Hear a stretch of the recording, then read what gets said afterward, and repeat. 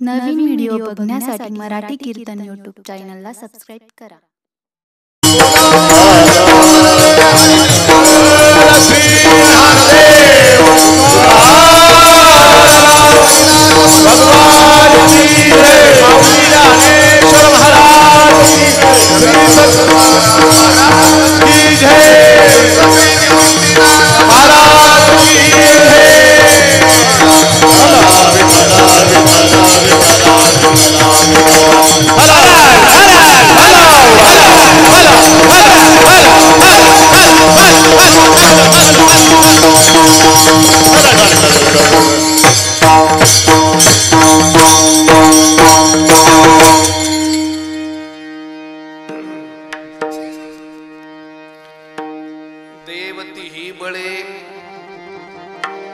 देवती बळे धरिला सायासे करोनिया नास उपाधीचा पूर्व पक्षी धातू धिक्कारिले जन स्वये जनार्दन तेची झाले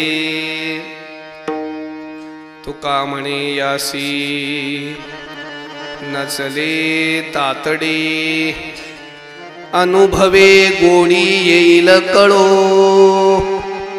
पूर्व पक्षे धातू धिक्कारिले जन स्वये जनार्दन तेची झाले पांडुरंगा करू प्रथम नमन दुसरे चरणा संतांची त्यांच्या कृपादाने कथेचा विस्तार बाबाजी सद्गुरु दास तुका यदक्षरं मणाख्येय आनंदं मज केवलं श्रीमन्निवृत्तिनाथेति ख्यातम दैवतमाश्रयेत् देवती ही बळी धरिला सायासे करुणिया नास उपाधीचा विठ्ठल विठ्ठल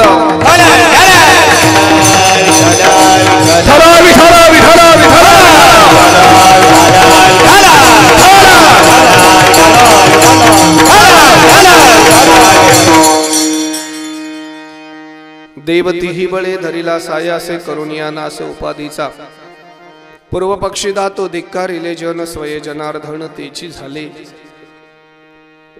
वैराग्य परममूर्ती संत श्रेष्ठ जगद्गुरु तुकोबाराय महाराज यांचा अतिशय आणि अत्यंत महत्वाचा गोड 3 चरणाचा अभंग आजच्या चिंतना करता घेतलेला आहे. भगवान मातुलेश्वराच्या कृपेने वसलेलं भगवान निवृत्तीनाथ महाराजांचे कृपा प्रसाद असलेलं श्री क्षेत्र अध्यात्माचा आणि वारकरी संप्रदायाचा भक्कम वसा असलेलं मातोरी गाव महाशिवरात्रीच्या पळव कालावर प्रतिवर्षी उत्सव संपन्न होतो. याही वर्षी तो संपन्न होतो आहे. विशेषत्वाने मातुलेश्वर भजनी मंडळ आणि समस्त ग्रामस्थ मातोरी परिसरातले वारकरी टाळकरी माळकरी गावकरी श्रोते सज्जन आभाल वृद्ध माता भगिनी सर्वांच्या उपस्थितीमध्ये आपण ही प्रभुचरणी सेवा समर्पित करत आहोत. ग्रामस्थ आणि भजनी मंडळाच्या वतीने याही वर्षाची ही सेवा अत्यंत प्रेमाने माझ्याकडे आली. तुम्हा सर्वांच्या दर्शनाचा लाभ मला झाला. महाराजांच्या ह्या अभंगाचं काही चिंतन करण्याचं भाग्य सुद्धा आपल्याला प्राप्त झालं. प्राप्त असलेल्या नियोजित असलेल्या वेळेमध्ये कमी शब्दामध्ये चांगले विचार घेऊन या अभंगाचा काही भाव श्रीनाथांच्या कृपेने मी प्रगट करणार आहे. कीर्तनामध्ये महत्त्वाची वारकरी संप्रदायाची मंडळी उपस्थित आहेत. ज्येष्ठ श्रेष्ठ कथाकार कीर्तनकार प्रवचनकार सुंदर असे गायक वृंद सगळे नाही का गोड. आपल्या नाशिक जिल्ह्याचं वैभव पखवाज वादक आमचे विकास म्हणजे नाशिक जिल्ह्याचा सर्वच क्षेत्रात विकास होतोय पण पखवाज क्षेत्रात सुद्धा एवढा मोठा विकास होतोय हा विकासाचा विशेष आहे. हे विकास पर्व आहे. छान अत्यंत गोड. त्यांच्याबरोबर ते नाही का आमच्या ज्ञानेश्वरीचाही विकास करून घेतायत. असो ही सगळी मंडळी आहे. नियोजित वेळेमध्ये मी या अभंगाचं चिंतन करणार आहे. झोप लागणार नाही अशी काळजी घेतो पण फारच एकदम मुरमुरे पण खायला देत नाही. मुरमुरे खाण्यात मजा नाही वारकरी संप्रदायात, काही नाही का. थंडीचे दिवस आहे, काजू बदामाचे लाडू खावे, कसदार खावं, पुढच्या शिवरात्रीपर्यंत कामी येतं. मुरमुरे खाल्ले सकाळी जिरून जातं, आहे की नाही. पुढच्या शिवरात्रीपर्यंत बॅटरी चार्जिंग ठेवायची असेल तर काजू बदामच खाल्ले पाहिजे. ज्ञानोबरायांचा बदाम खाल्ला पाहिजे, तुकोबरायांचा काजू खाल्ला पाहिजे आणि नाथ महाराजांचे मनुके त्यात टाकले पाहिजे, नाही का. लक्षात ठेवा. आणि आणि आणि या सगळं एकत्र करण्याकरता श्री निवृत्तीनाथांचं नाही का प्रेमरूपी तूप असलं पाहिजे आणि मग तेच कीर्तन असलं पाहिजे. नाही तर कसलं कीर्तन महाराज. ऐका, कीर्तन फार फार फार प्रभावी साधन आहे. कीर्तनावर माणूस प्रभावी होत असेल यात मला कधीच नवल वाटलं नाही. कीर्तनावर वैकुंठाचा परमात्मा प्रभावित होतो आणि वैकुंठ सोडून कीर्तनात नाचत बसतो. याच्यापेक्षा कीर्तनाचं महात्म्य काय असलं पाहिजे. त्या कीर्तनाला आपण किती गोड वाटलं पाहिजे. मी माझा एक भाव सांगतो, म्हणजे विकास महाराज मनापासून सांगतो. सीताराम भाऊ माझा व्यक्तिगत भाव सांगतो, म्हणजे अहंकार म्हणून नाही. मला पुढचं कीर्तन मिळावं यासाठी मी कधीही कीर्तन केलं नाही. मला कीर्तनातून काही मिळावं, त्याच्यावर माझ्या पोरांची फी भरली जाईल आणि माझ्या घरचा किराणा येईल याच्यासाठी मी कधी कीर्तन केलं नाही. ते मला निवृत्तीदादांनी गोरक्षनाथांनी ती अपेक्षा ठेवली नाही. म्हणून माझं कीर्तन आवडेल आणि लोक चांगलं म्हणतील असं मी कधीच विचार करत नाही.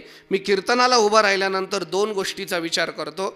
माणसाचं आयुष्य क्षणभंगूर आहे, क्षणात माणूस मरू शकतो. इतकं मौल्यवान आयुष्य असताना ही सगळी माणसं आयुष्यातले 2 तास आपल्याकरता आले, त्यांच्या आयुष्यातले 2 तास वाया जाऊ नये ही जबाबदारी संजय नाना तुझी आहे.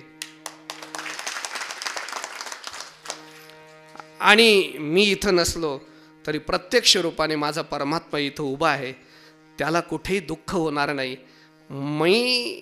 मी त्याच्यावर किती प्रेम करतो याचा अर्थ मला मान्य नाही, पण माझ्या कीर्तनावर त्याने प्रेम करावं असं कीर्तन मी नक्की करत राहील.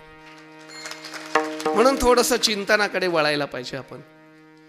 या अभंगामध्ये जगद्गुरु तुकोबारायांनी 2च भाव सांगितले, फार नाही.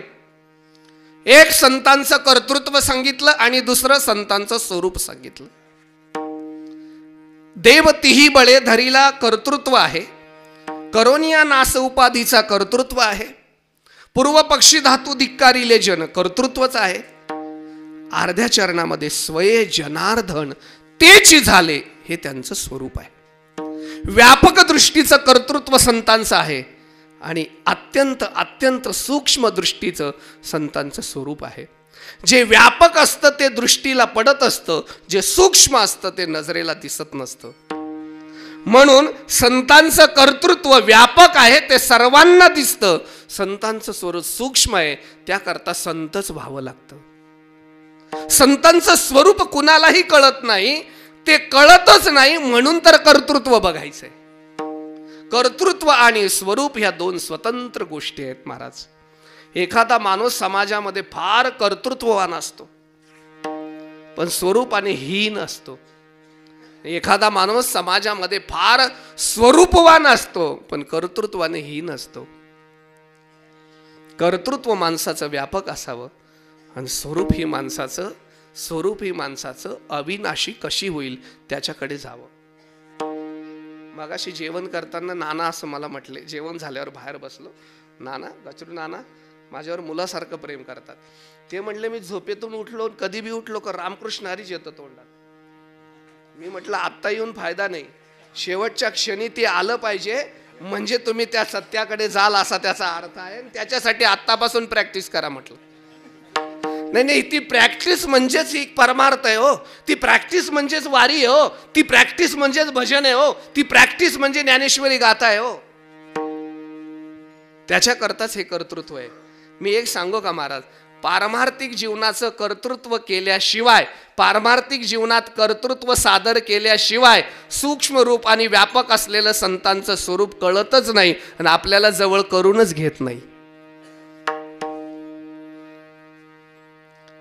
एखाद्या लहान पोराला मार्क चांगले पडले ना, आई अशी कवटाळते ना, अशी उचलते, सगळ्या गल्लीत फिरवते. का बरं? मार्क चांगले पडले. आणि एखाद्याला जर कमी पडले ना, ती दाखवत नाही कुणाला. त्याच्या बापाने जर काढले ना मार्कशीट, काय रे, ती इतकी हुशार असते, त्याच्या बापाचं 4थीचं काढून आणते. तुमचे बघा,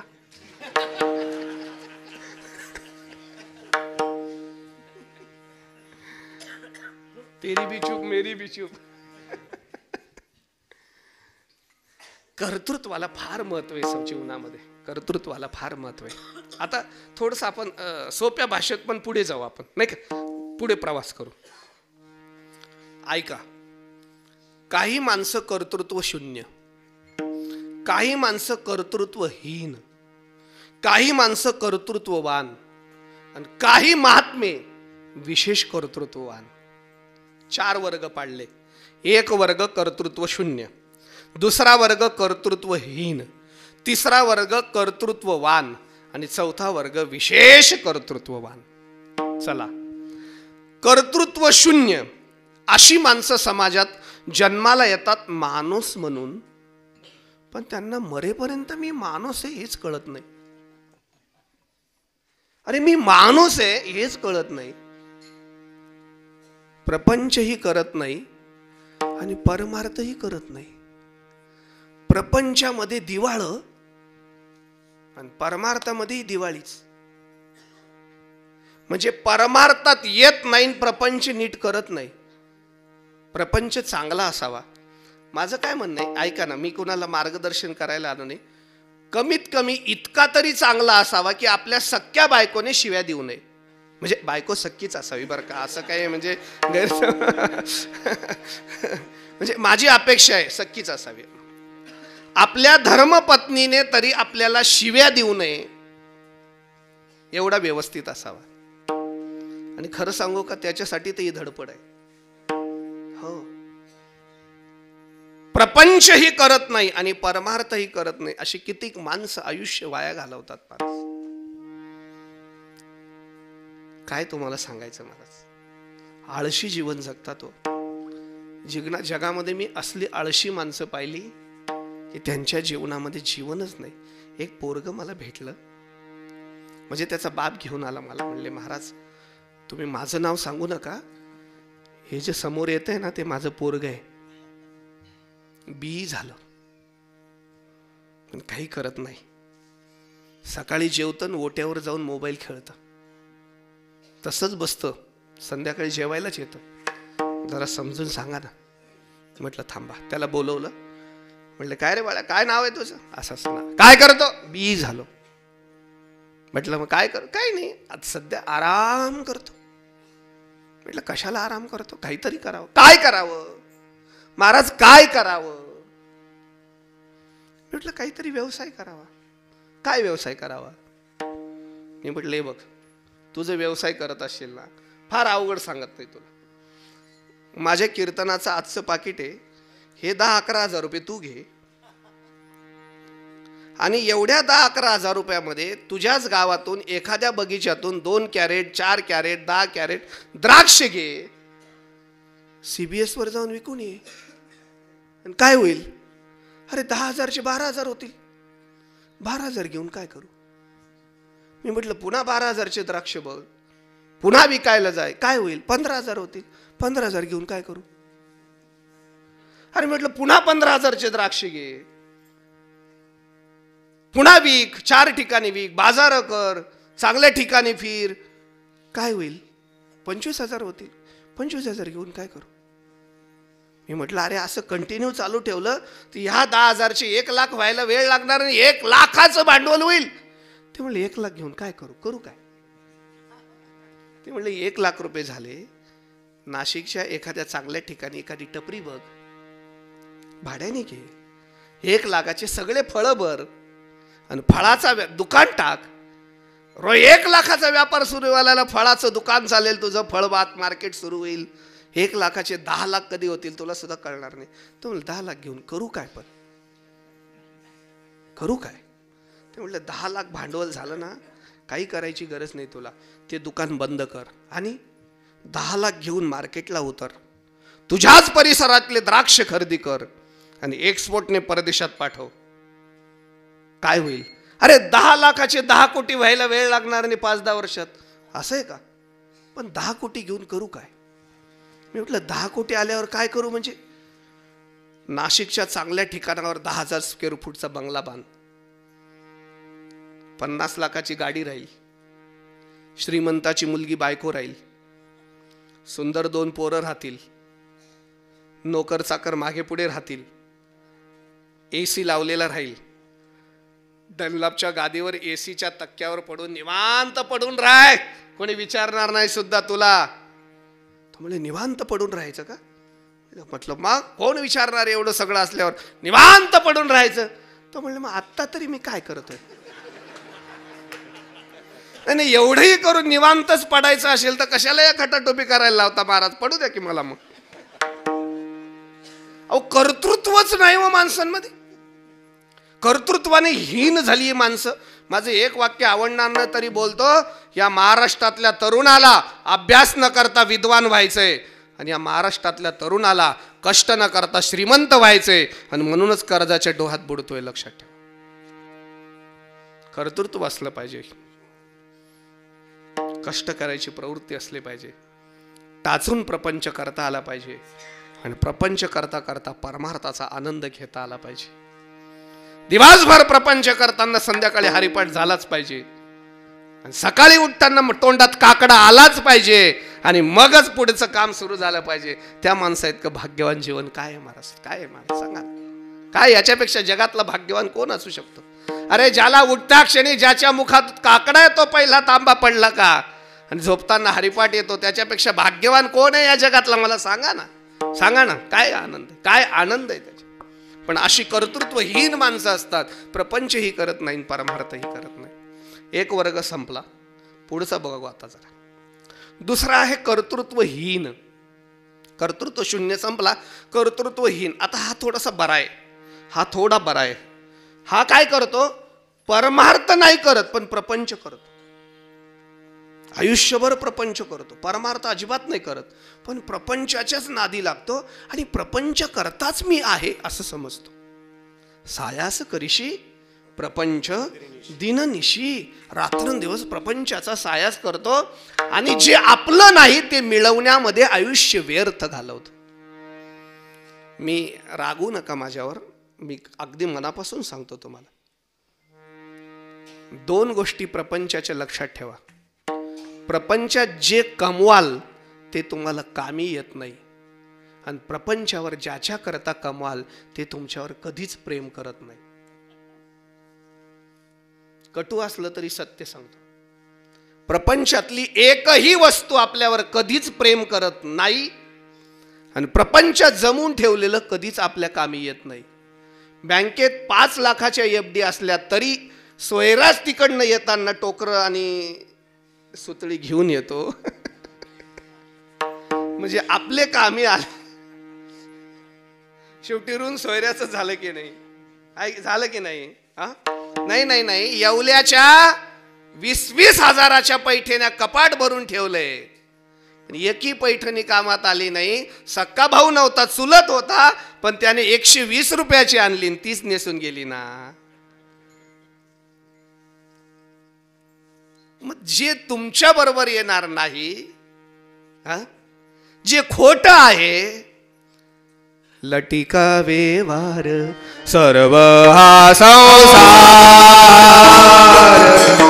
लटिका व्यवहार सर्व हा संसार, लटिका व्यवहार सर्व हा संसार, लटिका व्यवहार सर्व संसार. वाया हरी दिन,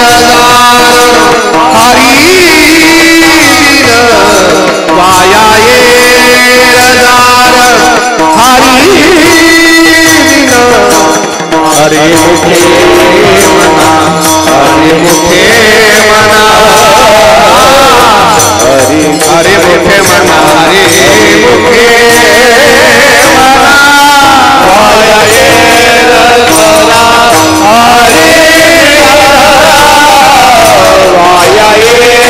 वाया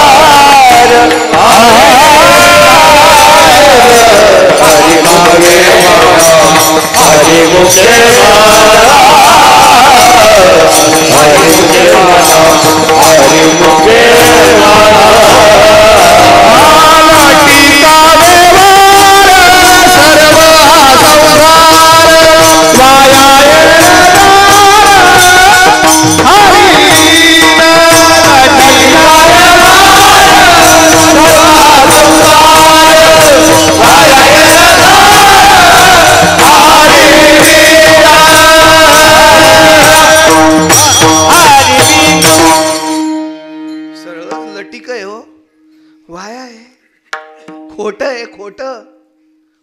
खोट फक्त खोट्याला खरं समजलं म्हणून अडचणीत आलो. त्र्यंबकेश्वरची यात्रा होती, पौषवारी. आजोबा निघाला, नातू म्हणले मला येऊ द्या, चल. आजोबा नाही, नातू मिरवण्यात फार आनंद. हो, आणि प्रेम आहे ते. त्र्यंबकची यात्रा फिरवली. तुला काय घेऊन देऊ? खेळणी. आता काय नाही, काय खेळ विकायला येईल सांगता येत नाही. एक कृत्रिम साप विकायला आलेला होता. असं बटन दाबलं की तो साप असा फना काढायचा, खाली व्हायचा, प्लॅस्टिकचा. ते पोरग म्हणले साप घेऊन द्या. आजोबा म्हणले साप ते साप केवढ्याला रे? 100 रुपयाला. घेतला साप. घरी आला, काही अडचण नाही.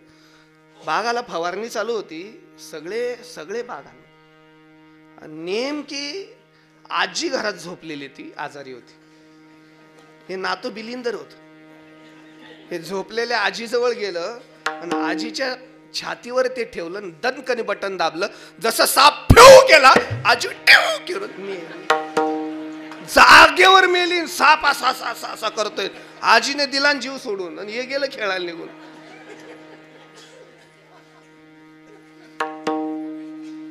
कुणाचं तरी गड्याचं लक्ष गेलं. म्हातारीवर साप, म्हातारीवर साप, म्हातारीवर साप. सगळे धावत आले. काय करावं? साप ताई जबरदस्त असा असा असा. बरं, अंधारात दिसत नाही. कोणी काठी घेतं, कोणी काय. म्हातारा म्हटलं काठी नका टाकू, सापाच्या ऐवजी तिलाच माराल. मारता येईना ना. लागलं म्हातारी टोला, तर काय करायचं? बरं, कोणाची हिंमत होईना धरायला. ही गर्दी जमली. बराच वेळ झाला. ते नातू कुठून आलं खेळत खेळत. आज म्हातारी जवळ गेलं आणि साप उचलून आणला. ते म्हणले डुप्लिकेट होता. नाही, आता माझ्याकडे पाहू नका, आजी गेली. आजी गेली. आता मला सांगा, आजी कशामुळे मेली? सापामुळे मेली. साप खरा होता का खोटा? खोट्या सापाने माणसं मरतात. खोट्या सापाने माणसं मरत नाही. पण आजी मेली हे खरं आहे. का मेली माहितीये? खोट्याला खरं समजली. खोट्याला खरं समजली. आम्ही खोट्या प्रपंचाला खरं समजतो आणि आयुष्यभर करतो, म्हणून तर मरतो. अमर होण्याकरता खोट्या प्रपंचाला टाका आणि खऱ्या परमात्म्याला स्वीकारा. तेच खरं कर्तृत्व आहे. नुसता प्रपंच करणं कधीच कर्तृत्व नाही. कधीच कर्तृत्व नाही प्रपंच करणं. मग परमार्थ करणं कर्तृत्व आहे. आता तिसरा वर्ग आहे कर्तृत्ववान. प्रपंचही करतो आणि परमार्थही करतो. हा खरा कर्तृत्व आहे. कीर्तनात बसलेला प्रत्येक माणूस माझ्या दृष्टीने कर्तृत्ववान आहे. तुम्ही दिवसभर बागाचे काम करून आला आहात आणि संध्याकाळी टाळ घेऊन उभा आहात. कॅपॅसिटी नाही तरी उभा आहात. ही साधी गोष्ट नाही. परमार्थही करतायत, प्रपंचही करत, कर्तृत्ववान आहेत. आता याच्यामध्ये थोडा अजून भाव सांगतो. एक वर्ग असा आहे प्रपंचही करतो, परमार्थ. बरं, अजून थोडा विस्तार करू. 2 मिनिटं चला, वेळ आहे. नुसता प्रपंच करणारा एक वर्ग, नुसता परमार्थ करणारा एक वर्ग, प्रपंच परमार्थ करून प्रपंच करणारा एक वर्ग आणि प्रपंच परमार्थ करून ही परमार्थच करणारा एक वर्ग. 2 वर्ग संपलेत आपले. एक प्रपंचच करतो, सोडू दे. एक असा आहे तो नुसता परमार्थच करतो, तो प्रपंचच मानत नाही. प्रपंच एक झाला होता, हे तो स्वरूपे मिथ्या वार्ता, पुढे होईल मागोता, कदा कल्पांती घडेना. तो म्हणतो प्रपंच नाही, करू काय? प्रपंचच नाही करायचं, काय काही कारण नाही महाराज, नाही का? हो. त्याला जे विचारलं ना, अहम वाघ्या सोहम वाघ्या प्रेम नगर वारी, साबद होनी भजनी लागा देव करा कैवारी माझ्या मल्हारी मल्हारीची वारी माझ्या मल्हारी मल्हारीची वारी माझ्या मल्हारी मल्हारीची वारी माझ्या मल्हारी मल्हारीची वारी माझ्या मल्हारी मल्हारीची वारी माझ्या मल्हारी मल्हारीची वारी माझ्या मल्हारी मल्हारीची वारी माझ्या मल्हारी मल्हारीची वारी.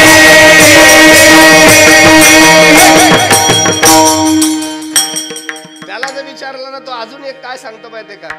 न झाला प्रपंच आहे परब्रह्म अहम सोहम ब्रह्म आकळले अहम सोहम ब्रह्म आकळले. ऐसा ज्याचा अनुभव विश्वदेव सत्यत्वे देव तयाजवळी असे आपण असे दर्शन अजिबात तो प्रपंच करत नाही. तिसरा वर्ग प्रपंचही करतो आणि परमार्थही करतो, पण या तिसऱ्या वर्गाबद्दल मला बोलायचं नाही. अत्यंत ढोंगी आणि डुप्लिकेट वर्ग आहे हा तिसरा. म्हणजे करतो प्रपंच आणि दाखवतो परमार्थ, क्रिया करतो परमार्थाच्या आणि हेतू ठेवतो प्रपंचाचा. एक सांगू का महाराज, न परमार्थ केलेला माणूस ढोंगी परमार्थ केलेल्या माणसापेक्षा कधीही चांगला. संसारात रोजच ढोंग करतोय, परमार्थात ढोंग करू नका, कारण तो ढोंगी नाही आणि त्याला ढोंग चालत नाही. क्रिया करतो असं वाटतं काय काय भजन करतो, असं वाटतं काय कीर्तन करतो, बा महाराज काय बोलता. अरे पण कशासाठी करतो? काय वारी करतो, कशासाठी करतो? हेतू जर चांगला नसेल ना तर तुमच्या कुठल्याच संकल्पाला अर्थ उरत नाही. महाराज माझं एक वाक्य नीट ऐका, हेतू स्वच्छ ठेवा आणि किती मोठा संकल्प करा, परमेश्वर पूर्ण केल्याशिवाय राहत नाही. आणि हेतू दूषित असेल तर एवढंस सुद्धा काम देव होऊ देत नाही.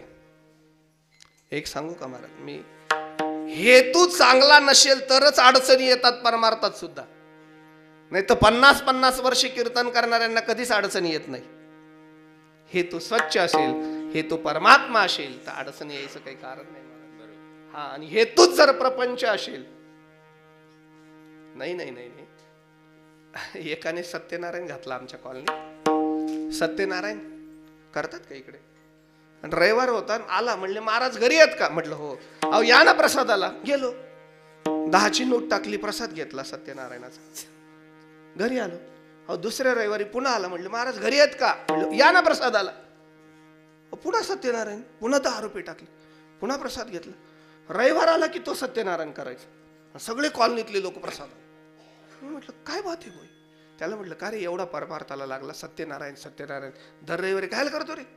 तो म्हणलं रोज कीर्तन करता ना तुम्ही कुठेतरी, आमचं पोट दुखत नाही, करते ना सत्यनारायण आम्हाला, तुम्हाला काय एवढं टेन्शन आता त्यात? ते म्हणलं तसं नाही, दर रविवारी का करतात? त्याने मला फार उत्तर गोड दिलं हो. मला मी उडलोच त्या उत्तरानं. तो म्हणले महाराज त्याचं काय आहे, माझं किराणा दुकान आहे, दुकानात सुट्टे पैसे फार लागतात, असेही सुट्टे पैसे कुठेच मिळत नाही. 1.25 पावशेरचा प्रसाद करायचा आणि कॉलनीतल्या लोकांना प्रसादाला बोलवायचं, 8 दिवस दुकानात सुट्टे पैसे पुरतात. म्हणजे हेतू प्रपंच आहे, मग आता क्रिया परमार्थाची असून काय फायदा आहे? चला आता तिसरा वर्ग आहे, तो प्रपंच केला तरी परमार्थच करतो आणि परमार्थ केला तरी परमार्थच करतो. काय परमार्थ करतो? काय परमार्थ करतो? परमार्थ करता करता, परमार्थ करता करता पोटचं लेकरू पायाखाली आलं, तुडवून मारून टाकतो, तरी भान नाही. काय परमार्थ करतो? नाही त्याला कसं तुम्ही प्रपंच म्हणणार? मग सांगा ना. प्रपंचात असले तरी प्रापंचिक नाही महाराज, नाही महाराज. मग मी व्यवहारी आशेन वर्तत, मग मी व्यवहारी आशेन वर्तत, मग मी व्यवहारी आशेन वर्तत, मग मी व्यवहारी आशेन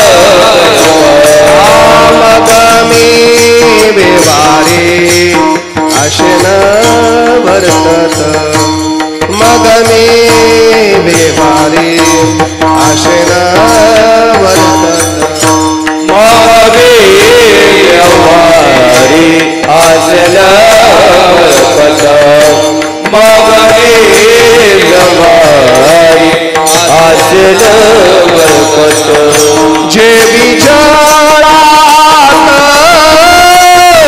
पद्मपत्र विचारात पद्मपत्र मग मी देवारी मग मी देवारी असेन वर्तत जे विचार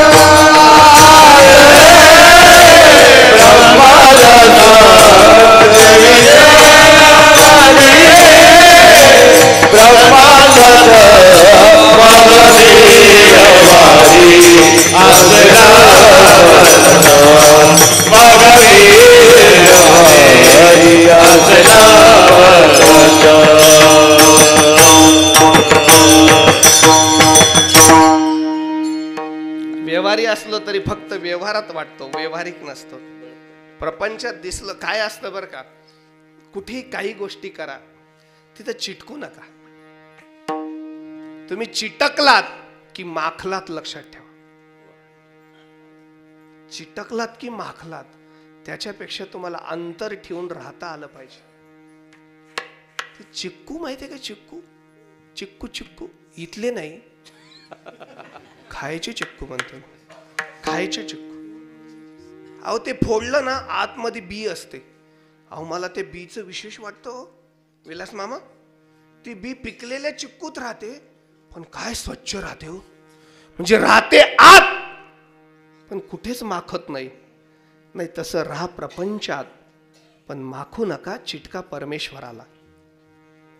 आणि मग ते करण्याकरता तुम्हाला कर्तृत्व करावं लागेल. मी इथपर्यंत का आणलं, काय कर्तृत्व करावं लागेल, दोन गोष्टी कराव्या लागतील. स्वतःला परमात्म्याचा आनंद घेण्याकरता प्रपंच ओसरो चित्ता तुझे पायी मुरो, चित्ता तुझे पायी मुरो, चित्ता तुझे पायी मुरो.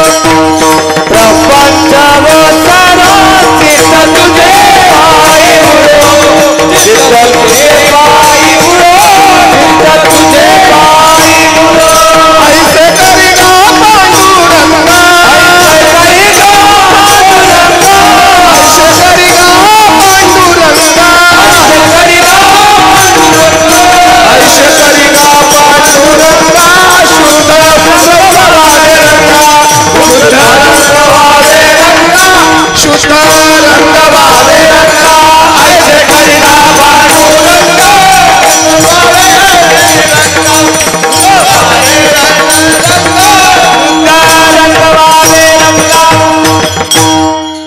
आता ऐका बर का, म्हणजे बोर नाही झाला ना, लिंक कळते का मी कुठं चाललोय. आता परत एकदा रिव्हिजन करू का मागून, रिस्टोर बॅकअप घेऊ का थोडासा, नाही काय आवश्यकता नाही. एक बरं दोन कॅट घेतो. एक वर्ग कर्तृत्व शून्य, प्रपंच परमार्थ करत नाही. दुसरा वर्ग कर्तृत्वहीन, परमार्थ करत नाही, प्रपंच करतो. तिसरा वर्ग ढोंगी, प्रपंच परमार्थ करून प्रपंच साधतो. तिसरा वर्ग महान विशेष कर्तृत्ववान, प्रपंच परमार्थ करून परमार्थ साधतो. आता चौथा वर्ग प्रपंचाला दुय्यम स्थान देतो आणि परमात्म्याशी एकरूप होतो, त्याच्या चरणाशी लीन होतो. आणि पाचवा वर्ग असा आहे, स्वतःला परमात्मा मिळाला यात काय विशेष आहे, जगातल्या प्रत्येकाला परमात्मा मिळावा. देव घ्या कोणी, देव घ्या कोणी, डोक्यावर घेऊनच विकायला निघतो. त्याकरता त्याला एक कर्तृत्व करावं लागतं. काय करावं लागतं, संसाराच्या नावे घालोनी शून्य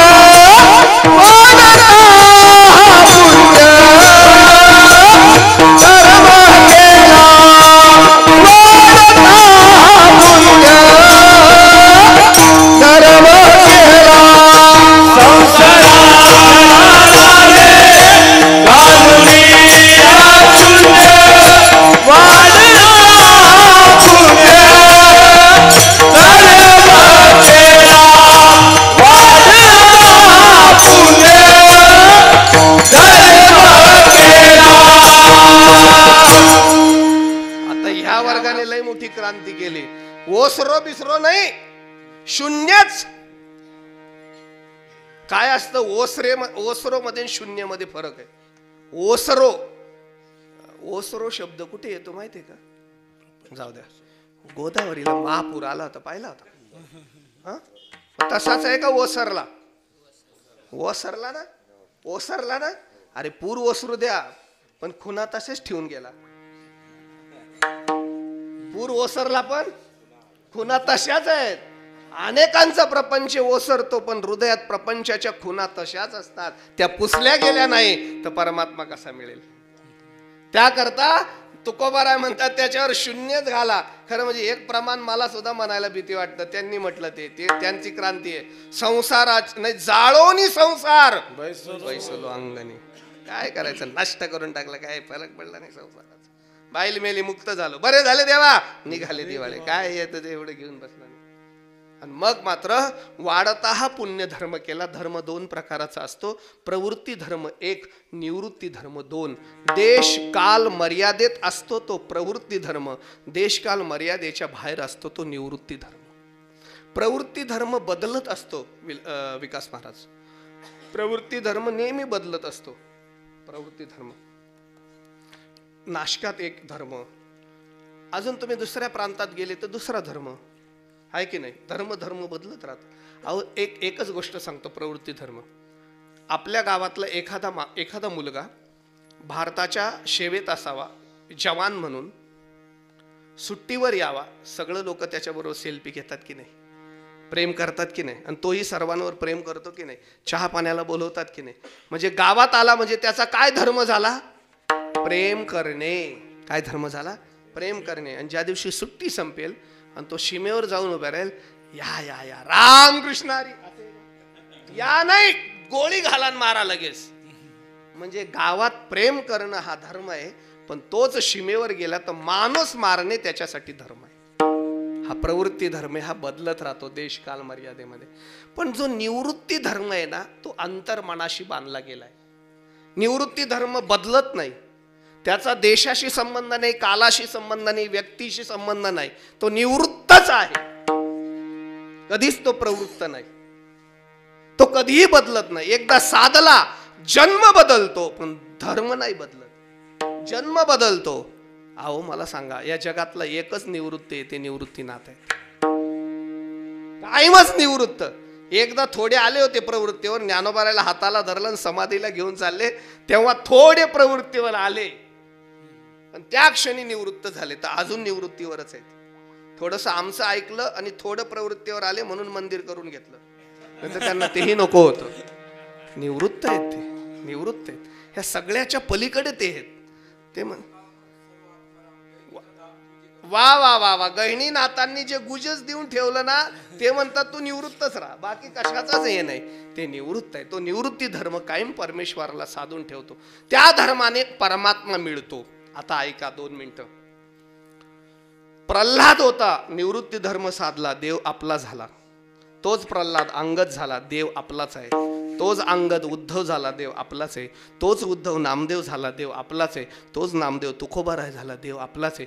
किती युग बदलले, किती काल बदलला, किती देव बदलले, पण देव नाही बदलला आणि देव आपलासाच करून ठेवला. आता ऐका ना, जन्मोजन्मी युगाच्या युग निवृत्त धर्म ज्याला साधता आला, व्यापक असलेला, बलाढ्य असलेला, सर्वेश्वर असलेला, सर्वोत्तम असलेला परमात्मा, बलवान परमात्मा सहज काहींचा आपलासा होऊन जातो. आपल्या जवळ धरून ठेवतात. हा धर्म ज्यांना जमला ते बलवान असतात आणि तेच जगातलं सगळ्यात मोठं कर्तृत्व आहे. महाराज अभंगाच्या पहिल्याच्या देवती बळी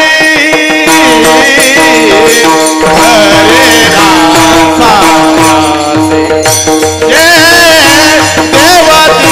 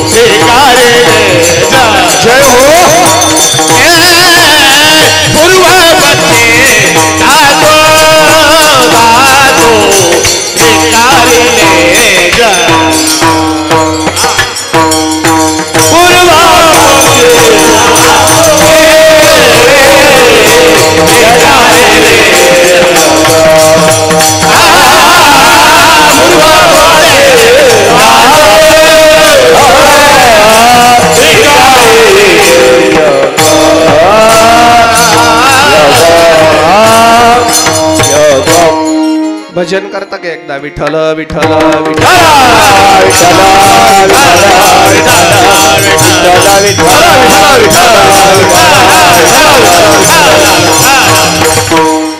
देवती बळे याच्यापेक्षा काय खरं सांगू का बाज हेच कर्तृत्व जीवनात करण्याकरता परमार्थ करायचं इथपर्यंत पोहोचायचं देव धरायचा बुवा धरायचा मग ते बळाने धरायचं आता कोणते बळ सांगतो तुम्हाला बळाने धरता येईल तेही सांगतो पण धरायचा काय असतं काही गोष्टी करायचा प्रयत्न करू नका व्हायचा प्रयत्न करा काही गोष्टी व्हायचा प्रयत्न नका करू करायचा प्रयत्न करा देव व्हा देवाचं रूप नका घेऊ संत व्हा संताचं रूप नका घेऊ म्हणजे देव होता येतं रूप घेता येत नाही संतांचं रूप घेता येतं देव होता येत नाही कधी कधी संत होता येतं कर्तृत्व करता येतं देव तीही बळी धरीला सायचं असं करावं लागतं तर संत खरं सांगू का ज्याला देव धरता आला तोच संत नवे नवे देव ज्याच्या अधीन झाला तोच संत नवे नवे जो देव झाला तोच संत देवते देवते संत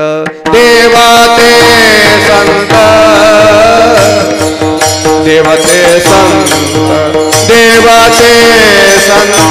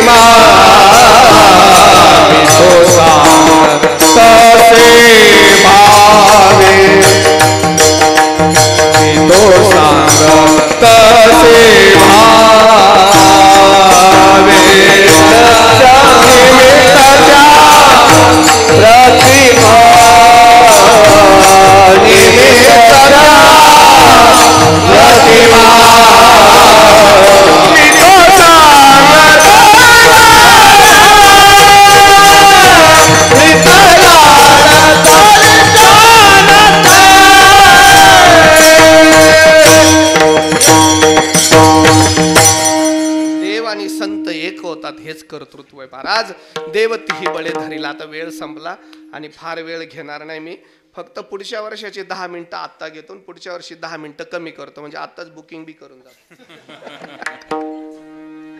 विनोदाचा भाग सांगा एक 10 मिनिटं द्या मला आजच्या दिवस 10 मिनिटं लेट सोडतो फक्त चालेल ना एक 10 मिनिटं फक्त पटकन आता सगळं सांगतो देवतीही बळे धरीला आता हे बघा देव कोणत्या बळाने धरला बरं ऐका ना इथं अजून एक शब्द आला सायास सायासाने धरला का सायासाने धरला तर कर्तृत्व नाही मग सायासाने करणं कोणतंच कर्तृत्व नाही सहज करणं ते कर्तृत्व मग सायासाने केलं तर नेमकं सायास कुठे केला देव धरायला केला का उपाधी घालवायला केला का पूर्व पक्ष धातू धिक्काराविजन केला म्हणजे वैराग्यासाठी सायास का ज्ञानासाठी सायास का कर्मासाठी सायास देव तिही बळे धरिला, कर्माचं बळ.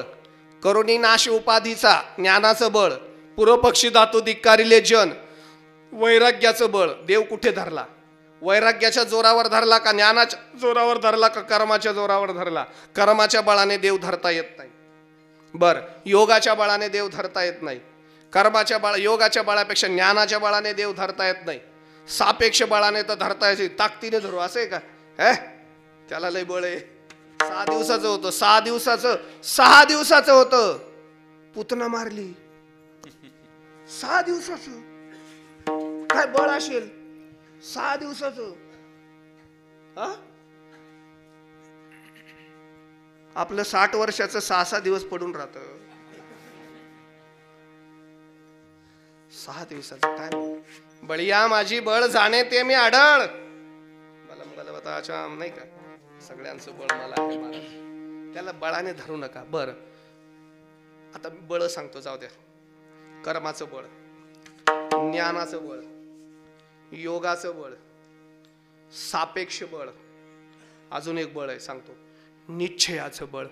निश्चयाचे बळ तुका म्हणे तेचे बळ, तुका म्हणे तेचे बळ, तुका म्हणे तेचे बळ. निश्चयाचे बळ तुका म्हणे तेचे बळ, तुका म्हणे तेचे बळ, तुका म्हणे तेचे बळ. काही अजून सगळ्यात मोठं बळ आहे, माणसाने निश्चय करावा. मी तरुण पोरांना सांगतो, तरुण पोरींना सांगतो मी, ऐका ना. तुम्हाला काय करायचं ना त्याचा आधी निश्चय करा, त्याचा संकल्प करा, ध्येय ठरवा आणि तेच करायचंय. निश्चित केल्यावर मगच मार्गाला निघा, यशस्वी व्हाल. पण आमचा निश्चयच पक्का नाही हो. निश्चयच पक्का नाही आमचा. 10 मिनिटात 3 वेळा डीपी बदलतो आम्ही. आमचा निश्चयच पक्का नाही. निश्चय नाही आमचाच, आमच्यावर विश्वास नाही. म्हणजे मी चांगला दिसतोय की नाही, माझाच माझ्यावर विश्वास नाही. बदल डीपी. निश्चय नाही. निश्चय असं. मी एक गंमत सांगू तुम्हाला, ऐका 2 मिनिटं. एक असं बिलिंदर होतं, कधीच वारीला नाही, भजनाला नाही. भजनी मंडळ निघालं पंढरपूरला. ते म्हणलं, का रे कुठं चाललात? म्हणलं पंढरपूरला. जाऊ द्या बा, मी आलो असतो पण पैसेच नाही. आणि खरं तर म्हणजे करोडपती होतं. लोक म्हणले जाऊ दे, हे येत असले ना एक जागा ऍडजस्ट करू. ते म्हणले एक जागा आहे, चल. ते म्हणले असं आहे का? मग येतो. चहा पाजत, खाऊ घालत नेलं. आणि मग हे वारी आंघोळ घातली. तिथं देवाला म्हणले, कमीत कमी इथं देवाजवळ काही संकल्प कर, काही सोडावं लागतं. यांना वाटलं सोडेल, माळ घालेल. असं का? काही सोडावं लागतं. सोडतो ना. याने हात जोडला देवाला, डोकं टेकलं, देवाला सांगितलं, देवा आजपासून दान देणं सोडतो.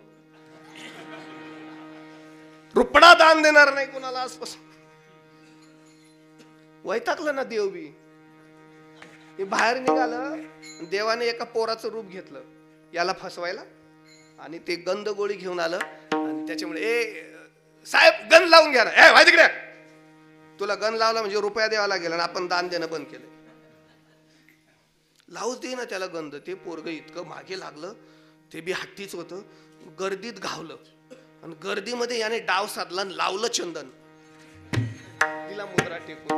म्हणले बस लागला आता बुक्का, आणि द्या मला रुपया. ते म्हणले मला विचारून लावला का? ते माहित नाही. लावला, माझा रुपया द्या. हे वस्तात होतं. ते म्हणले आता माझ्याकडे पैसेच नाही. मग पुढच्या वर्षी वारीला आलो का देऊन जाईल. ठीक आहे, पुढच्या वर्षी द्या, काय फरक पडतो. आलं. हे म्हणले मी कुठं जाणार आहे आता. गेलंच नाही. पुढच्या वर्षी गेलं नाही. वर्षभर दान दिलं नाही. महाराज वारी संपली. दुसऱ्या दिवशी ते पोरग घरी आलं पंढरपूरहून. आवाज दिला, ओ रामकृष्ण हरी आहेत का घरात? आणा रुपया मागच्या वर्षाचा. याने आवाज ऐकला, पोराला पाठवलं, कोण आहे बघ रे. ते म्हणले बघ तुझा बाप आला होता मागच्या वर्षी पंढरपुरात, गन लावून आला, रुपयाचा अजून दिला नाही, तो रुपया घ्यायला आलो. ते म्हणले माझा बाप एवढा पिलिंदर आहे. अरे 2-4 कोटी रुपये पडले, त्याला लाज नाही वाटत, रुपया दिला नाही, धावत गेला. बापाला लाज वाटायला पाहिजे. रुपयाशी उधारी करून आले, द्या पोराला रुपया. ते म्हणले नाही देत. त्याला सांग माझा बाप घरी नाही. हे म्हणले माझा बाप घरी नाही. म्हणले ठीक आहे 4-8 दिवसांनी येतो. ते पुन्हा 8 दिवसांनी आलं, रुपया. हे म्हणले ओ बाबा द्या ना म्हातारे, रुपया देऊन दे ना. ते म्हणले असं कर, माझा बाबा आजारी आहे सांग. ते म्हणले आजारी आहे, ठीक आहे 4 दिवसांनी येतो. 4 दिवसांनी आला. हे काही पिछा सोडत नाही हे पोरग. म्हणले द्यावर रुपया. म्हणले नाही देतो. म्हणले आता सांगू काय? ते म्हणले मेला सांग. ते पोरग म्हणले माझा बाप मेला हो. ते पोरग डोक्याला हात लावून बसले. माझा रुपया बुडला हो. जाऊ द्या, बुडला तर बुडला रुपया. चांगला माणूस होता, पंढरपूरला आला होता, मी त्याला गंध लावला होता. असंही तसा मेला आहे, एवढा लांब आलोय, अंत्यविधी करूनच जातो. भजनालाच बसलं पोरग. मग तर वैतागलं पोरग. म्हणले जात नाही ते. मग हे म्हणले काढ मला बाहेर आणि बांध तिरडीवर. जाऊ दे, मी देत नाही रुपया. शेवटी आंघोळ घातली, तिरडीवर बांधलं, 4 ओघांनी उचललं, भजने करत चाललं. हे बी पोरग मागे मागे. सरण रचलं, सरणावर ठेवलं, वरून लाकडं रचले. परत ते पोरग गेलं. बाबा अजून संधी गेली नाही, पेटवायच्या आधी द्या रुपया. त्याला ते ऐकत नाही, ती समोर आहे इथं. ते म्हणले पेटाव. देत नाही रुपया. घरी अख्खं पेटवलं तर विझणार नाही, पण रुपयासाठी पेटायला निघाला. शेवटी पोरग म्हटले बरं झालं.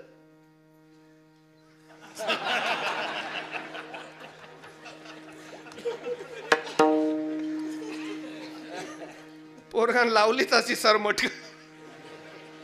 पेटवलं, धाड धाड पेटायला लागलं. पण तुम्हाला सांगू, ते जे पंढरपूरून आलेलं पोरग सामान्य नव्हतं ना, ते परमात्मा होता. त्याने अंगावरचा शाला काढला आणि असा तिरडीवर, असा स्मशानावर, हा असा सरणावर फेकला. सरण विजलं आणि चतुर्भुज रूपाने परमात्म्याने त्याला दर्शन दिलं. जीवनात निश्चय करावा तर तुझ्यासारखा. देह जावो अथवा राहो, पांडुरंगी दृढ भाव. देह समर्पित केला, पण मला केलेला निश्चय सोडला नाही. वाईट का असे ना, पण निश्चय इतका पक्का असला पाहिजे. त्याचं फार मोठं बळ आहे, लक्षात ठेवा. पण तुम्ही असं कोणी करू नका. अरे मी पाया पडतो रे बाबा तुमचं, असं काही करू नका रे. तो ऊन गेला त्या युगात, आता नका बरं. नाही तर एखादा लिहून जाईल संजय नानाने सांगितलं तर मी केलं म्हणून केलं. पुन्हा माझ्यावर गुन्हा दाखल करेल तृप्ती देसाई.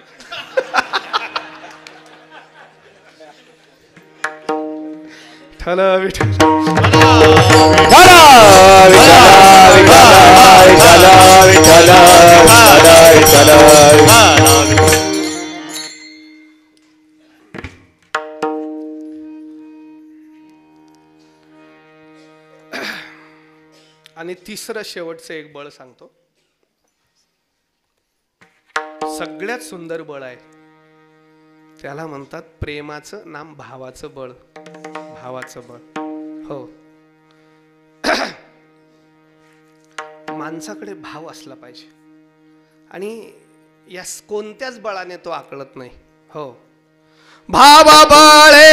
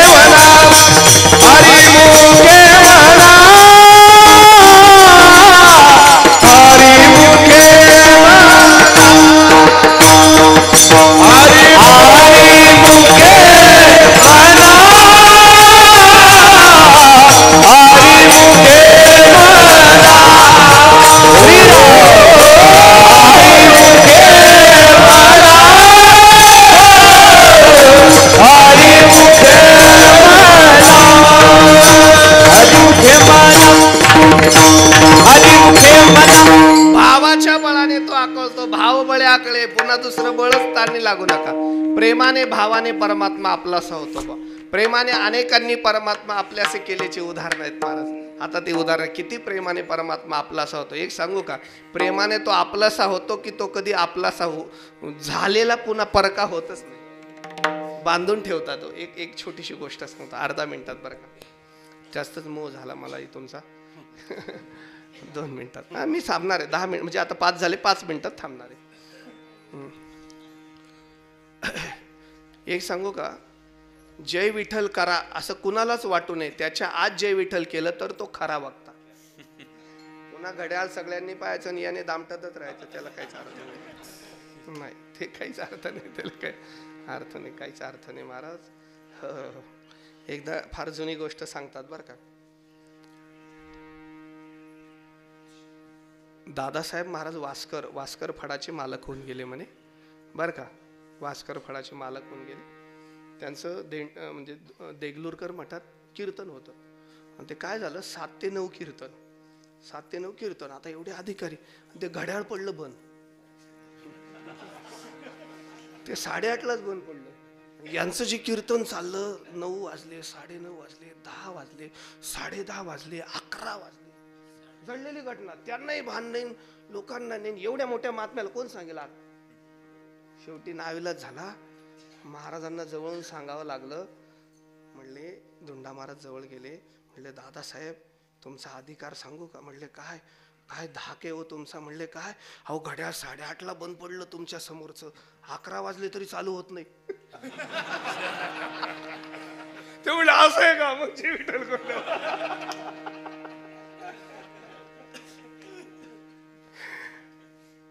नाही, माझं तसं काय नाही.